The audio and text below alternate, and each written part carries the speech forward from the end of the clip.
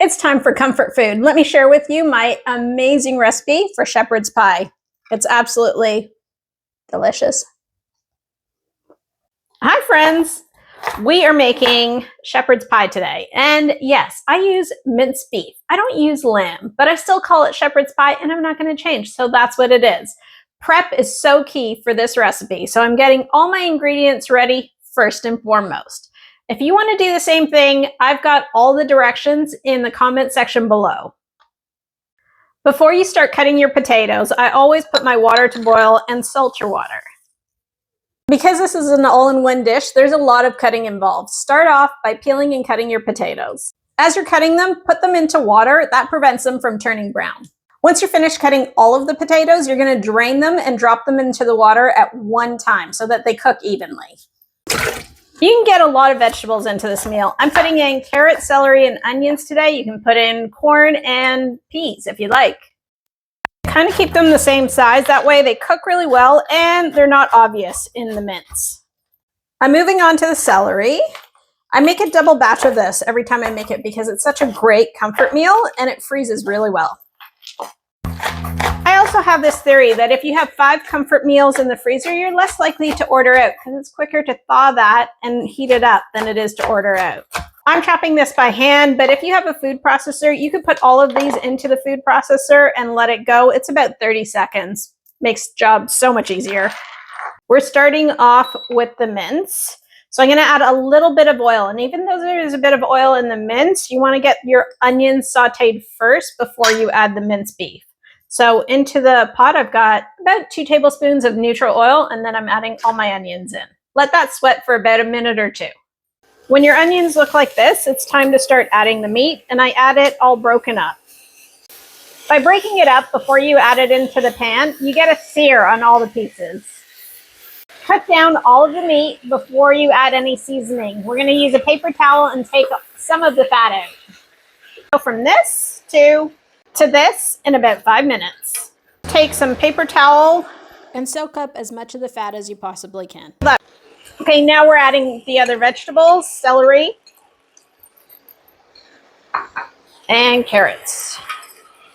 Let this cook for another 5-10 minutes till the vegetables cook down all the way. Give it a good mix. I like to add beef bouillon. You can add beef concentrate if you like. I'm adding 2 because I'm making a double batch. Add 1, obviously, if you're making a single batch. Add your pepper now. Hold off on the salt because the bouillon has salt. So add salt later on when you can taste it first. But pepper, you can never go too much, right? This seems counterintuitive, but I'm adding a little bit of water to keep the mixture a little bit moist while it cooks out. And so it prevents the beef from drying out. Drop the temperature and let this simmer for a good 10 minutes. It's a good time to grab a cup of coffee. So now it's okay to taste it because the meat is all cooked through. I'm going to give it a bit of a taste. Oh, hot. And yes, it needs a bit of salt.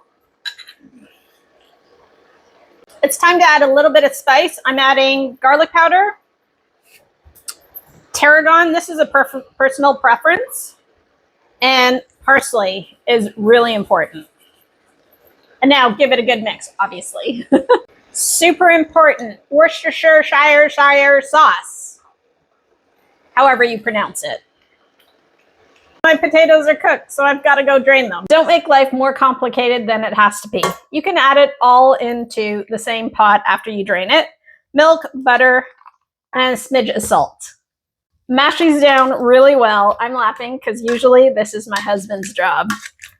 And instead, I'm doing it today. A few lumps are okay. It definitely makes a difference if you add a little bit of Parmesan cheese to really up that flavor. And then don't forget to taste. And I think that's smack on. This is a consistency that you're looking for. To create a rich gravy within the mixture, add about 2 tablespoons of flour and mix it all in. I like adding a little bit of browning sauce. It just gives it a beautiful color. Look at it darken and thicken right up. Come in and take a look.